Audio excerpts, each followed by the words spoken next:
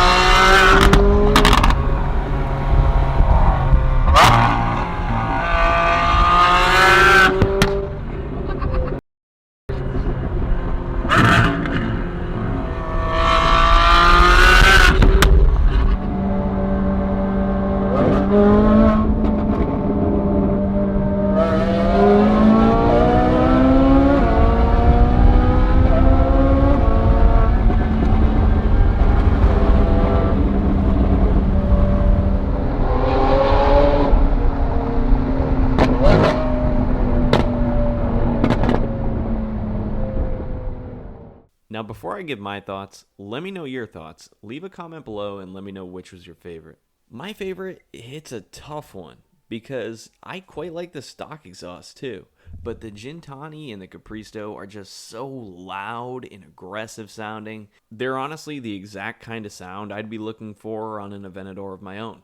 And I think the biggest factor here is going to be the value and the price point. Because, I mean, both of these are pretty well-known exhaust manufacturers for exotics. So, I mean, there's not a whole lot of doubt in the quality of the product that you're going to get. So, I think just going on the value proposition alone in the overall sound, because I think Gintani sounds just as aggressive as the Capristo. It might not be as loud, but it sounds really good. In that price, I mean, you're saving like $5,000 and you get just as good of a sounding exhaust, in my opinion.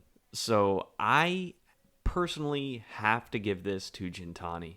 I mean, it just makes sense to me when you factor in everything. If both were a similar price point, I would maybe lean a little bit more towards Capristo.